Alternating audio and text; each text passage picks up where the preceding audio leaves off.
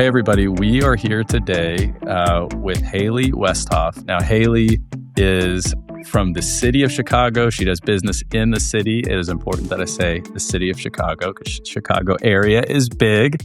Hayley, thank you for joining us today. Thank you for having me. I'm so excited to be here. Well, it is our pleasure to have you. And I'm going to start this episode the way that I start every episode, which is, if you've done this business for any length of time, we deal with a lot of people. People are messy. And I am confident that you have come in contact with some crazy things. Is there a story that you might be able to share from your real estate career of something crazy or absurd that's happened? Yes, I have many, many, many stories, unfortunately, that I can't share because it would invade my client's privacy. Totally. So I try to think of, I thought of one who was never a client.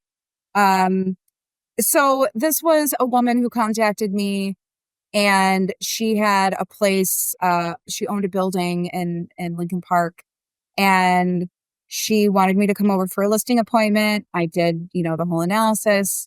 I come over, I tell her what I think the property is worth. And she essentially verbally harassed me. She continued for months to text me about how horrible of an agent I am, how I don't know what I'm talking about. Then she somehow found where I lived and the interior of my house, which is very strange because I built my house. So there was never a listing of my house online. So I am still to this day very unclear of how she saw photos of the interior of my house. This feels a little bit like a stalker movie, maybe. Yeah. I have the text messages here. She says, "You obviously haven't bought 10 properties and flipped them without rehabbing. Your current house at blah, blah, blah, my address. I think the exterior is very boring, unattractive. The interior is overkill. It is not done with good taste. Too much drama. Silly ceilings. I would never buy in that neighborhood. You also haven't bothered to show me the right comps, you silly girl. 3,000 square feet, 2 roof decks. You don't live in anything like that. You have extremely narrow hallways." And then she continues to bash my home. And she texts me, I want to say this was 4 years ago. She texts me still to this day. Are you serious? I finally blocked her. I did not know how to do that until very recently. That is incredible. Yeah. And by the way, a great story. Her home is still on the market. It's been on the market for 5+ years. So sounds about right. Yep. Yes. We know those people. Sometimes that's a great one. Just don't want to hear the truth. Yep. No. Yeah. But most of us don't get stalked afterwards. So I'm sorry for that. Yeah. That's incredible. Well, that's a good kicking off point Never a dull moment this conversation. In real estate. Never a dull moment. Well, I will take that as a leaping off point. Let's rewind the clock a little bit. And Hayley, I want to know what were you doing before you got into real estate, and how is it that you ended up in real estate in the first place? Oh man, that is a convoluted question. So my journey was a long and windy one. I essentially, just like a lot of college kids, really had no idea what I wanted to do in college. I was more focused on having fun. I started as a psychology major because I loved people and their emotions and their minds, and I was fascinated with that. I really wanted to do that until I found out that I had to be in school for, 10 years after college. So then I switched my major to education, where I have a passion for educating people and leading people. And that had always been my dream. And then I realized I probably wasn't going to make enough money. So then I switched to business and marketing. I double majored, and that's what I got my degree in. Graduated college. I started in corporate America, and I worked in marketing and sales. And it did not fill my cup the way I thought it would. I think I was too stifled. Having a boss and being micromanaged was not something I did well with. And, Most of corporate us that do America. this business don't do well, particularly Yes, with that. exactly. One question, not to cut you off. Where did you grow up? Did you grow up in the Chicago area? Is I that did. home? Yeah, Okay. I grew up in Glenview, Okay. so a north suburb. And then I went to college in Arizona. I lived in several places. I actually lived in Spain for a year after college. Oh, that's fun. Moved to California and then moved back to Chicago. Got it. Okay, so you're out of college, you're doing marketing and sales. It's not a great fit. You're moving around Not a a great bit. fit. How did you end up back home, and how did you end up taking the real estate pill? Yeah, so I did, after marketing, I did go into teaching. I was a teacher for 8 years. Actually taught at Beverly High 90210. Right on. And yeah, that was a great experience. I loved it, but it didn't fill my entrepreneur cup. And so I met my husband in California. We moved back to Chicago. I got pregnant, and I had always been interested in real estate since I was a little girl. I would ride my bikes in this development near my house and just admire the homes. And my brother was in real estate. My dad owned a lot of homes and was an investor. So it just kind of was something I always wanted to do.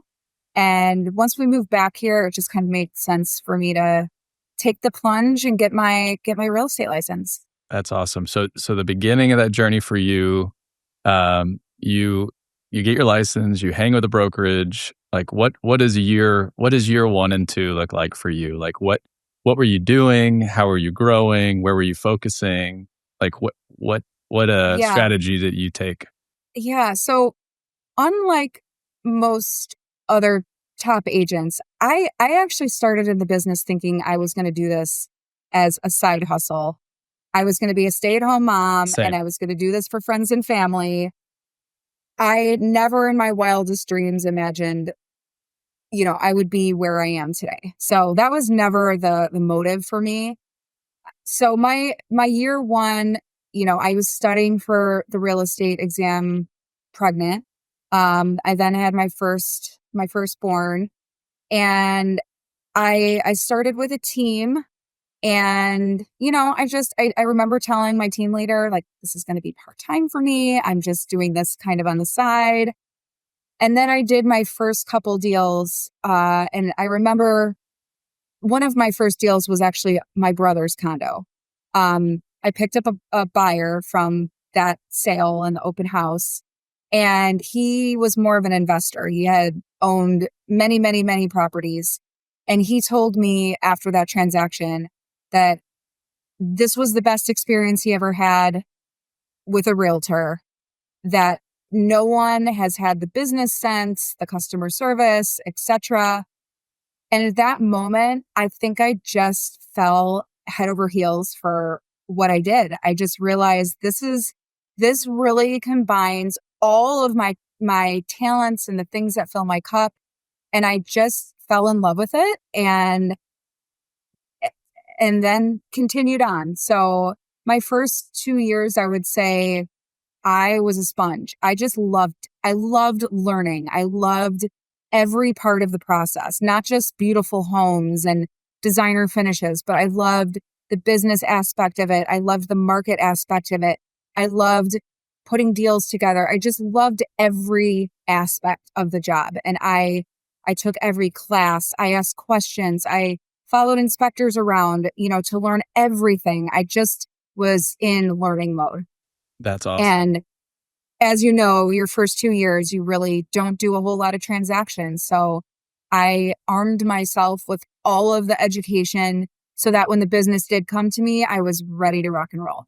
You mentioned around that same time you had a baby and you're a working Yes. mama. As somebody who's married to a strong working mama, I think a lot of our listeners are going to be strong working mamas as well.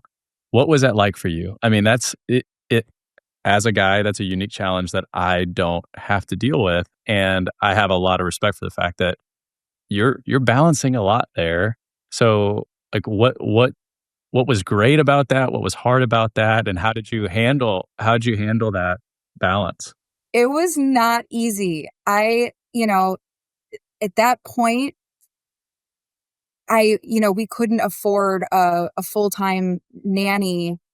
And so, I mean, I was bringing my baby to my showings, and in my, carrier, I was bringing the car seat, and it's crazy to think about that now, because I can't imagine an agent bringing your baby to a showing, but I that's what I had to do. Fortunately, most of my clients were, also families and moms, and, Yeah. they were fine with it.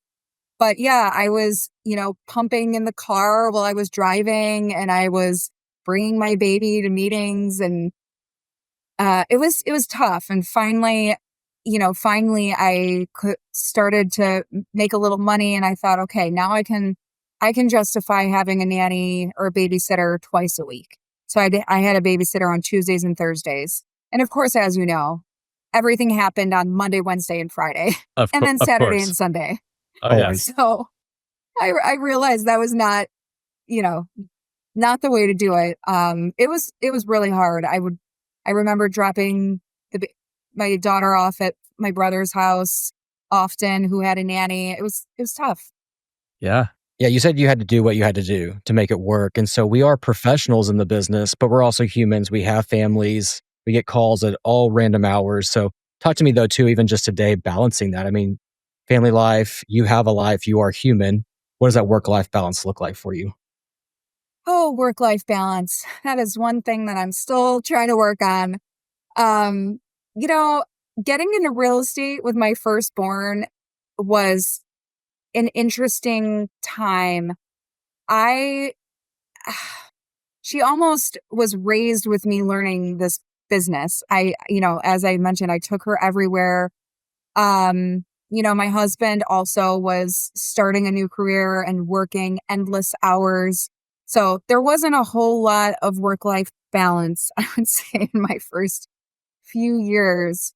Um, Once I had my second, I think I learned at that point, I got a full-time nanny, and I started to learn how to make quality time with my children and my husband. Um, because, in real estate, it never ends. It's not like you can shut it off at 5 o'clock. There's always something you can be doing. And if you're an entrepreneur mindset, your mind, I dream about what I should be doing for real estate in the 100%. shower. I mean, it is, I'm sure you're the same. It's Oh yeah. just nonstop. You can always be doing something. So it is still to this day a challenge for me to be able to shut it off, take that hour, that day, and just be present with your kids, because you don't get that time back. And, it definitely, I wish that right now I'm in a place where I have a team, I have support, I have an assistant. I wish I was in this place when my kids were born, because it would have looked differently. So I made it work. It was tough. I didn't sleep a lot. It's just like you got to savor those moments, and it's not the amount of time you spend, it's the time that you spend that you're present, and it's quality, and it's making memories and traditions. So That's really great. Looking back on that time, just in your business now, you mentioned the first couple of years, you're not doing a ton of transactions. That was certainly my experience. I know that there are the rare, like, people that are like shot out of a cannon and they crush it year one. And I think that's just not most of us. But what was the point for you? Presumably at some point you gained momentum and you kind of like, crossed the threshold, and then all of a sudden your business started to snowball. What was that for you? And then what do you think were the things that you had invested in your business to kind of get to that point? Like, what caused your business to grow and take off? that's a good question. So for me, it was year 3. That was a year that things just, I think my first year I sold 1.5 million. My second year I sold 3.5 million. My third year I sold 20 million. So that was really the year that everything took off. Back then, social media wasn't really a thing. And when was that, by the way? When was that? So that would have been year 3 for me, would have been 2016. Cool. I mean, it was a thing, but it wasn't everything like it is now. Yeah. So, honestly, it's tough for me to answer this question because I never did. I dabbled with Zillow leads, I think, for a month or two, but not until like year 6. So what I wasn't doing online leads. I was never a great prospector. Like I didn't, door knock or do phone calls or any of those things. I really grew my business from relationships. I did such a good job for my clients, and I made the experience so memorable and exceptional that they referred me to people. And I have pretty much always been a referral only agent. And, I run a team, so I have to be a role model to my agents as well.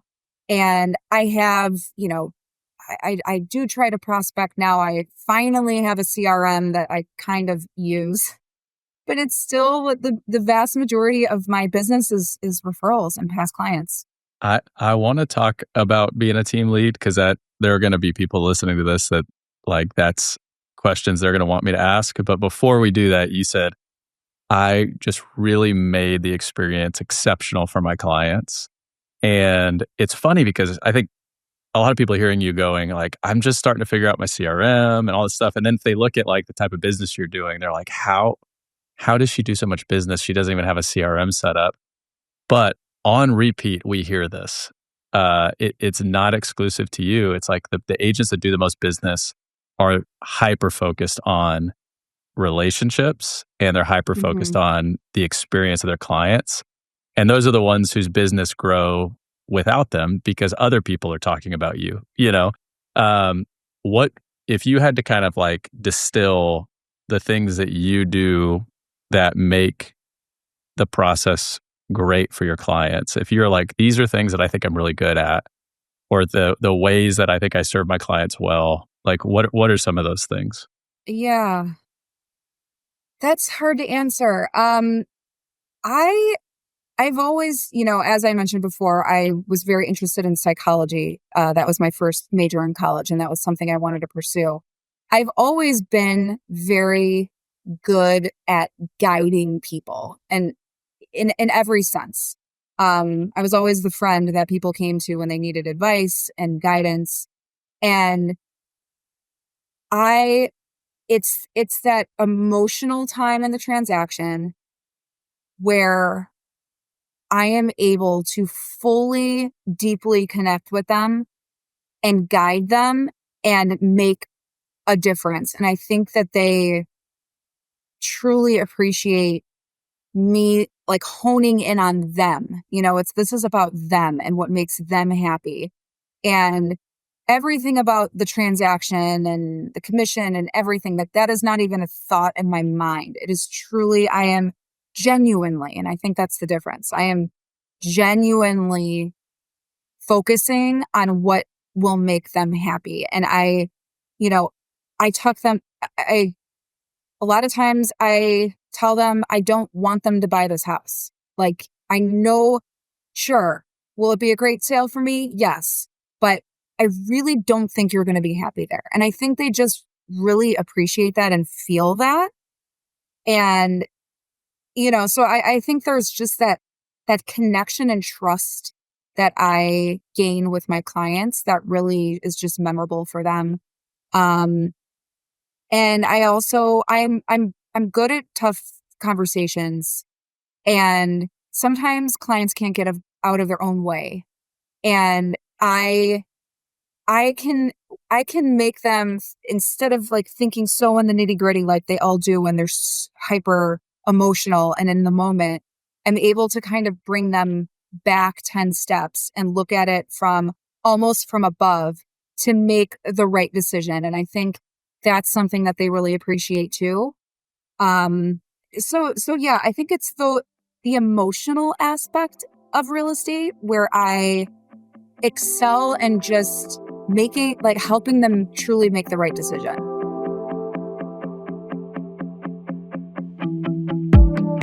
Hey guys, as you know, being a business owner who wears a bunch of different hats can be exhausting. That's why I started cold plunging most mornings. It's been a total game changer for me. And I actually got into cold plunging after I had surgery to repair a torn muscle. Not only did it help me heal faster, but I also found myself hooked on the endorphins and the incredible boost of energy I felt afterward. Now it's a part of my daily routine. I use Ice Barrel to wake up, recover, and stay mentally sharp every day. As a business owner, I know that taking care of my health is just as important as taking care of my business.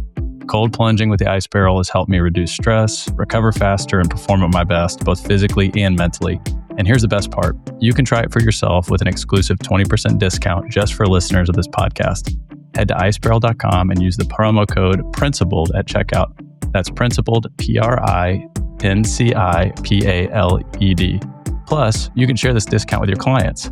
If they're looking to add something unique to their backyard wellness space, an Ice Barrel is an amazing addition. It's a great way to provide extra value as their agent while helping them invest in their health and recovery. Start your mornings with a boost, take your performance to the next level, and help your clients do the same with Ice Barrel. You won't regret it. Hey agents, I want to take a quick moment to talk about the bane of my business owning existence, managing my money. You know, real estate income can be unpredictable, and keeping your commissions organized is a game changer. That's why I use Sequence, the ultimate money router and banking solution built specifically for real estate agents. I personally use Sequence to automatically set aside money for my taxes, so I'm never caught off guard. Plus, I've set up pods for payroll and operational expenses, making it easy to budget and manage my cash flow without the stress. It's like having a financial assistant built just for our industry. If you want to take control of your finances like I have, Sequence is the way to do it. And because you're a listener of this podcast, you get an exclusive 25% discount when you sign up. Just go to getsequence.io and use the promo code PRINCIPLED, PRINCIPALED at checkout. Trust me, once you start using Sequence, you'll wonder how you ever managed your commissions without it. Sequence is a partner of Thread Bank, member FDIC. The first thing you said was, this is a tough question to answer. I think that was the perfect answer. I mean, I think that's real. I mean, there are so many points in a transaction or just in the process where a client is like, I don't do this every day and you do. Would you just help? I just need help. And for you to be able to be a good listener, understand what their needs really are, and then help them to zoom out and go, okay, this thing that feels really big right now, maybe it is, maybe it's not, but let's look at the big picture and make a decision based on what your real goals are or what you're really looking to do for your family. I do think that makes a good agent. I really do think that's a great answer. You've articulated some of the things that you do well. I am curious to hear, someone might look at you and they might look at your business and go, gosh, she just goes from success to success to success. It's been up and to the right the whole time. Obviously you had some challenges you overcame early in your career. What would you say, I'm not that great at? What is still hard for you? I think it's good for people to hear, even really successful agents still struggle at things. You don't have to be perfect. Yeah. Well, I am certainly not perfect. And I think what I didn't realize as I grew and grew and grew is eventually you have to scale. And what that means is that you have to hire people, you have to manage people, you have to essentially run a business. And that was something I was not good at. And to this day, I have gotten a lot better, but that has definitely been a struggle for me nobody taught me how to, whether to make someone a 1099 or a W-2 employee, and how to run payroll and how to make a contract for an assistant. There's this part of real estate that a lot of people don't know, that we are full business owners and we have to run and manage a full business. And not everybody is, real estate agents, generally their personality types, they're people they're people persons. They're out. They're schmoozing. They're doing these things, and they don't have time to run a full business. It's a lot. It's time consuming and it's stressful. And that part has been extraordinarily challenging for me and in a good way. I've grown a lot from it. I have learned so much from it, but it is definitely the area that I struggle most in. You're not alone in that. That if I had time to share my whole story with you, it would be very similar too. It's like I tell people Yeah, all the time, I'm like, I got into real estate because I'm good with people and I want to serve my clients. And then when I went to grow a brokerage, I realized I don't know how to hire, I don't know how to manage, I don't know. it's tough. It's It is completely so different, tough. I mean, I completely didn't know different what a skills. P&L was. I didn't know what a P&L was until or I didn't even start a P&L until, I don't know, maybe 4 or 5 years ago, I would say. That was just not my superpower to be kind of really a CEO is what it is. So You that's been are. the most challenging part to me. The real estate agent part, I got that, but the business owner part it's tough. And what is that tipping point in the evolution of growing that team? So you went from, being on a team, soaking in the industry, to then there's an evolution, right? You mentioned you have this, now you have a team. What did that look like and where did you start? My goal was never to be a huge team. That was just not something that I was necessarily striving for. But I did get to a point in my business where I'm only one person, I'm only one body. I cannot be at 5 places at the same time. So out of need, I had hired my first agent to work under me and essentially help me with my business. Um, then I needed more help. So I added another agent. Then COVID happened. And, as you know, all hell broke loose essentially. And I went from like a very, very small, I think I had 2 agents at the time, maybe 3. I had a part-time assistant, and 2020 happened. And I just needed all the help that I can get. And I grew very, very quickly. Um, I went from a part-time assistant to 3 full-time admin. And at the biggest, I think I had 8 agents. We were 8 or 9. Um, that was a lot. That was That is a tough. lot.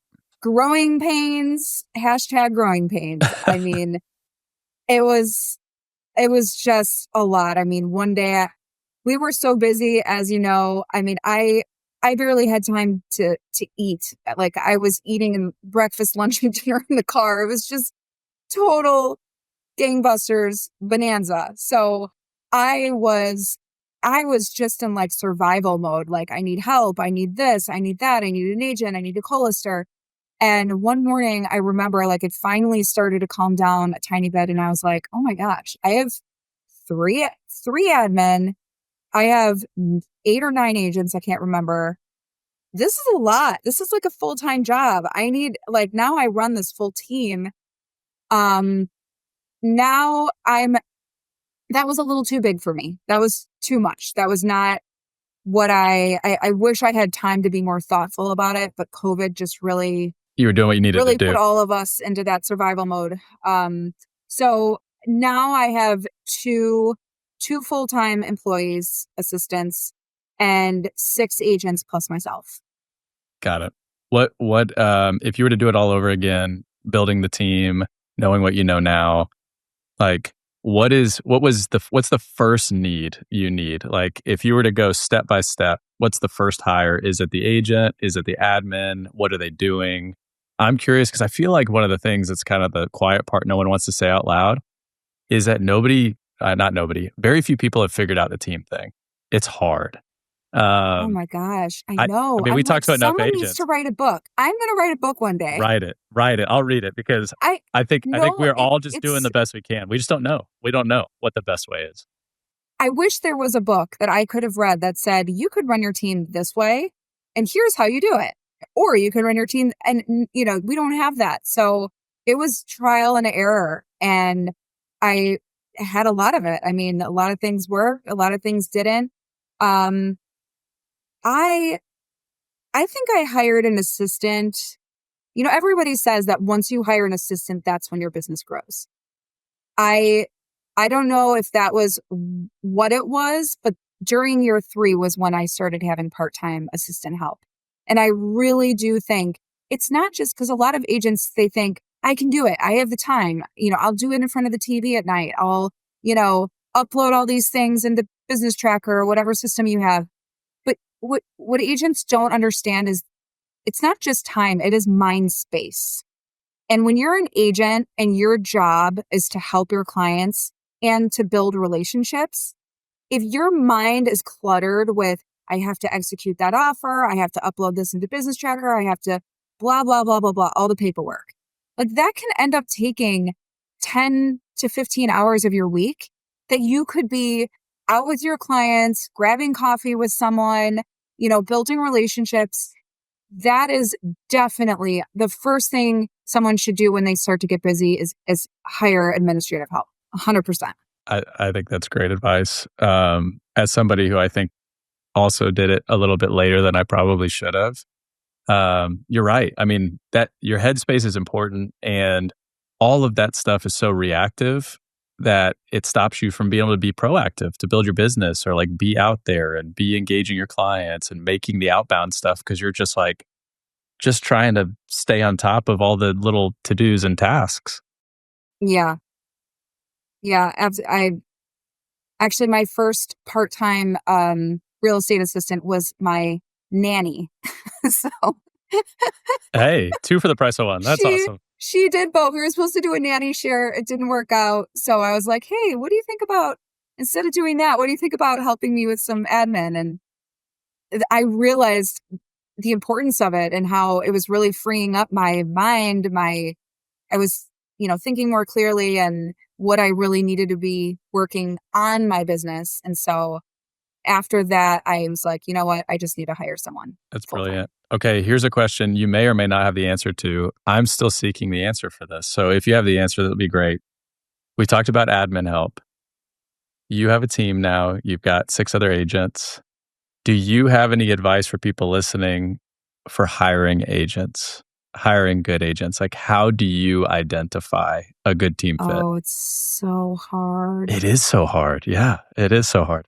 Again, through a lot of trial and error, one thing I learned is I will not hire a brand new agent. That's just me. I know that, number one, I just do not have the time and the bandwidth to start from ground zero. It's just too hard. And as you know, 87% of agents leave the industry within the first few years. So to put all of that effort and energy into someone who is statistically most likely going to leave the industry. Yeah. So I will not hire a new agent. I need someone who has proven themselves and, has a track record, has the baseline of the knowledge. And they have to just have that kind of it factor where they can connect with people. Most people don't have that, right? So Yep. it's hard to find. And as far as running a team, I mean, you put so much energy, effort, and resources into these agents. You got to find someone who's loyal, who doesn't have the ego and needs their name everywhere, for instance. And my phone rings all the time, agents asking to join my team. I am extraordinarily particular with bringing an agent on my team. They have to meet so many different things. And I am now very business minded about it to think, I am going to put so much energy and effort and resources into this person. Are they going to stay long term? And, do they have what it takes to succeed? So, and then there's also the culture fit, right? So, Totally. part of the reason I run a team is because it's great camaraderie, and it's a community. And as we know, real estate is very lonely. And so there's so many different things that they have to hit.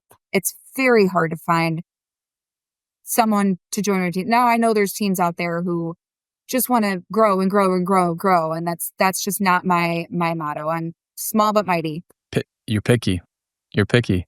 I'm picky. I had a conversation with an agent offline yesterday, and he was like, "I've grown and blown up a team 2 times," and his takeaway was basically what you just said. It's like there's a cost to picking the wrong agent, because you invest Absolutely. a lot. You are gonna build a relationship, and then if it's not a good fit, like there's a lot of friction in the fallout of that is going to distract you from other things. So I think Yeah. being picky is really wise when it comes to building a team.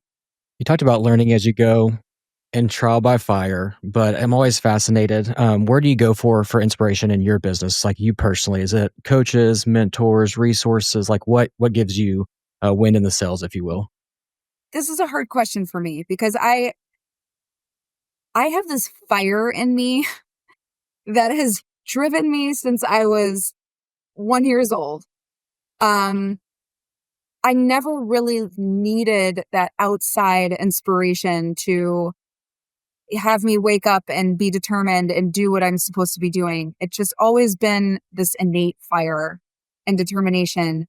My inspiration, honestly, and this is going to sound so cheesy, is my clients. Like, I just love what I do. Like, when I feel successful in what I did or what I do in a transaction with a client, building that relationship, honestly, that is all I need. I've kind of always been like, should I have a coach? I love it. So I'm always honest. I don't read books. I don't, listen to as many podcasts as I would like, but Except I really for love this sitting down. podcast. Everybody Except for listens this to this. podcast. Yeah. Yes.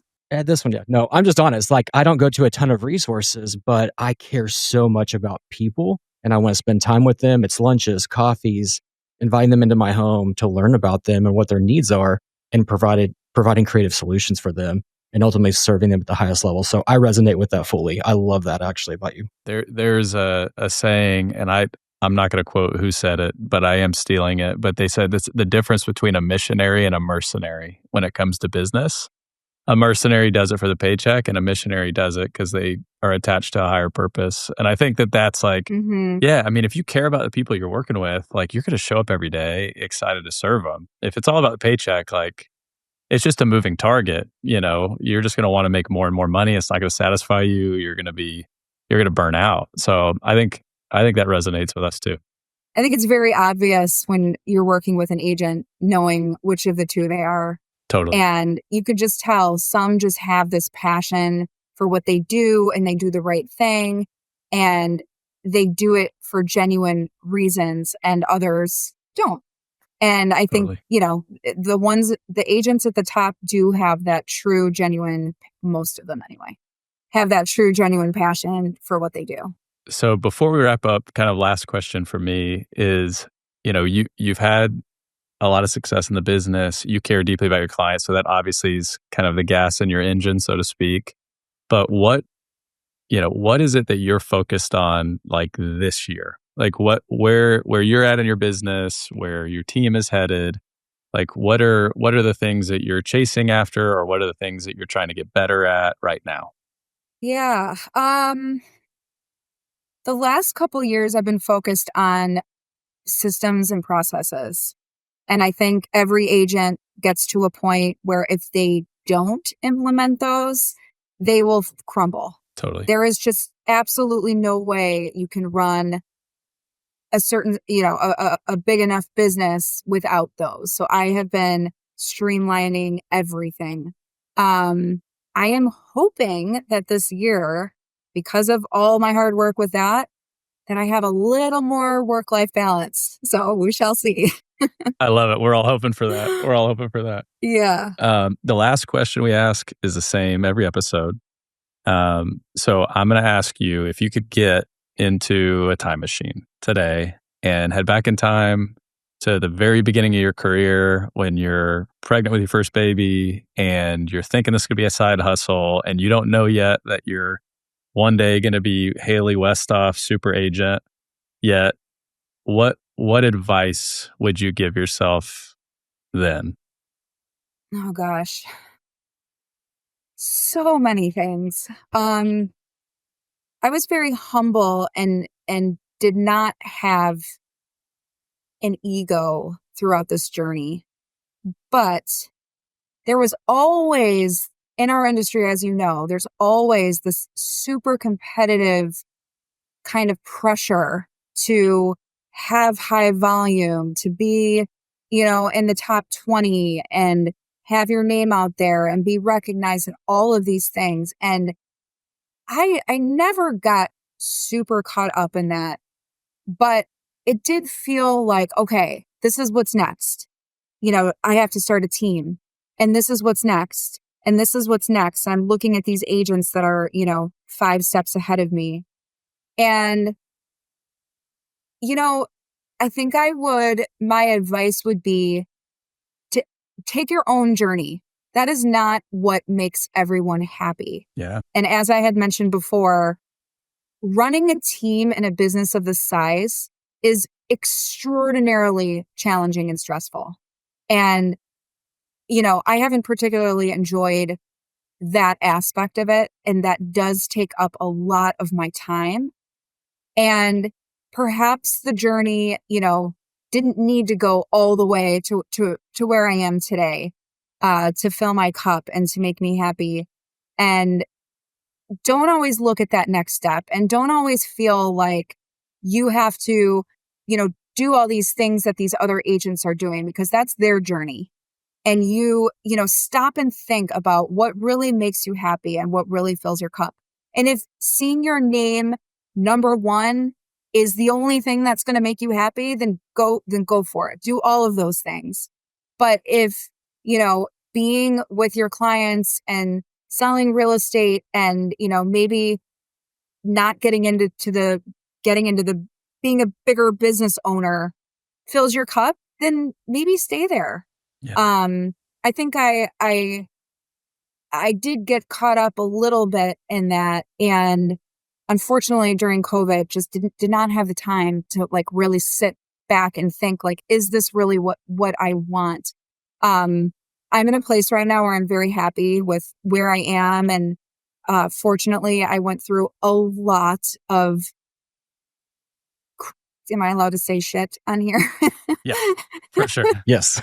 to get where I am. Well, you said it, so it doesn't matter now. So, yeah. Okay. Well, there you go. So, but yeah, everyone has their own road, and don't let the outside pressure get to you. The numbers, don't get caught up in that. Be proud of what you do and how you do it, and that's it. Such good advice. I think the word enough is an important one. And sometimes it's hard for us as agents to just be like, you know what? It's enough business. It's more than I thought I'd ever do. And I'm happy. And why do I need to be, to pay homage to another Chicago legend? I call it the Michael Jordan syndrome. It's I don't need to be Michael Jordan. Michael Jordan sacrificed a lot to be Michael Jordan. Yeah. It's okay to be really great and not be the absolute best. To get to the best, sometimes you got to sacrifice things you might not want to sacrifice, and that's okay. Yeah. And honestly, I mean, every agent makes goals in the beginning of the year. My goal this year is the same as it was last year, the same as it was the year before. I want to maintain what I have and do it better and have a better work-life balance. So, I think we're just constantly pushed to do more and more and more and more. Yeah. And it's not the road for everybody. So not more, but better this year. Correct. I love it.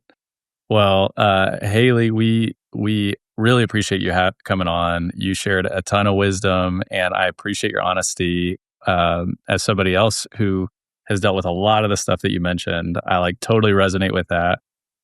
We want to encourage anybody who has a client who might be moving to Chicago to send them your way, especially if they resonate with your story, where can people find you? My Instagram handle is Hayley Westhoff _realtor. Awesome. Should I say my phone number? No, you could do that, and then we'll link to your like website and stuff in the show notes. Okay. We don't need any other of like the crazy people following you around for 4 years. So pictures of the inside of your house Yeah, and would your you- Oh address, my please. gosh. Great. Yeah, Maybe- I guess I need to be careful with that. yeah. Well, Hayley, thank you. We appreciate you. It's been a pleasure, and we will talk to you again soon. Yeah, Yes. thanks so much for having me. We appreciate you. Thank you. Bye-bye. Hey, y'all, Ryan and Collin here. Thank you so much for listening to the show. If you have gotten any value from the show, and if you resonate with our thoughts on how we serve clients and happen to have a client moving to the Dallas-Fort Worth area, we would love to serve them. Our promise to you is that we will take exceptional care of every single person that you send our way, that we will collaborate with you every step of the process to make sure that it is a seamless experience for everybody involved. And we're going to offer you a generous referral fee as a thank you for trusting us with that relationship. Now, you can connect with us through our social channels, or you can go to our website, all of which are linked in the show notes. As always, we appreciate you a ton. Now back to the show. Okay, Ron, we just had Hayley Westhoff from Chicago on the show. Just a delight to have on the show. But give me your first take just coming off the interview. What were your takeaways after talking with Hayley? Yeah, I mean, she's just an impressive person in a lot of ways. I think talking to her, I can understand why her clients trust her the way they do. You know, I think she's very honest. She like she's clearly been through a lot of challenges and stuff, and she just has a great way of like communicating what it was like to be in that, but also, you know, it's clear that she's been through some tough stuff, and even, you know, challenges growing the business and being a new mom when she started in the business. But I also think, you know, she mentioned this, like she's got a good way of like creating perspective around things, which I really appreciated. I think the thing, and it was one of the last things we talked about, so it's top of mind. I think one of the things that resonated with me the most about her, and also just candidly in my business, is that she's focused on not necessarily just doing more now. She just wants to be better. You know, it's like I want to be excellent for the sake of my clients, but it's not important to me to just do more for the sake of more. And I just think that's wise. I think it's wise. I really appreciate it. And it makes her, you know, excellent at what she does. She isn't just chasing, you know, paychecks continually. It's like the way her business began, the genesis of her business, when we were like, how did you grow your business? And she's like, honestly, I didn't do great with my CRM. I didn't do great prospecting, but I like made it just a great experience for my clients. It's like you can see the fingerprints of that even now as her business looks very different and she's a team leader and all that stuff. She's coming kind of back to center again, which is like, I just want to do a great job. I want to be excellent at what I do for the sake of my clients. And what that means for her in this stage of her business is, hey, I don't need to necessarily do a lot more transactions. I just want to see like, how can I refine this and make it better, and create more balance, which all of us are seeking. So all of that, I mean, I just thought it was great. I also just, candidly, I love hearing agents go, you know, that's a hard question to answer. I don't have all the secrets. You know, I can just tell you like what it looked like for me, you know? And because I think, you know, a lot of what's out there in real estate is like, here's the system to follow to get these results. And it's like, when we talk to agents, most agents can explain in retrospect what worked, but it's not like they had this like perfect plan that they executed perfectly every single day. And it's amazing that like golden thread that connects a lot of these incredible agents is we focus on relationships and just make it great for my clients. And so, yeah, way to go, Hayley. I think just super, super impressed. Yeah, it's always a breath of fresh air when you get someone like her. She's just pleasant to talk with. There's just humility, integrity. Like her character just shines through. It's not a show. It's not a performance. She's true to herself. I love that she said, find your journey, your path, what fills your cup. And that may be, 5 million in production annually. That may be 50 million. That may be a solo agent. That may be, leading a massive team. And I love that just like permission to play in the space in a very competitive industry, like she said. You see the accolades, you see the sales volume, you see the people on the billboard, and you want, even for people who want to do excellent work and do right by their clients, there can still be that underlying motivation of like, it's just not enough. And I've got to measure up to the person in my city or in my state that's performing well. And her saying like, hey, I don't actually go to a ton of resources. I just wake up passionate about serving my clients. And that fire's been there. You can't create that. It started at a young age and it showed up in her thinking about people and being a teacher and then getting into the industry and even caring for agents under her. And so as she grew and developed, it's like, yeah, that is the underlying thread, is that being passionate about people is what motivates me. And that's my why. And knowing your why then establishes everything so you can work backwards to go, okay, this is the size of the team or it's no team. So again, just the transparency, the humility, such a breath of fresh air. Hayley, thank you so much for being on the show. You're absolutely crushing it. We're excited to see you continue to flourish in your business. Hayley, you're awesome. Thanks a lot.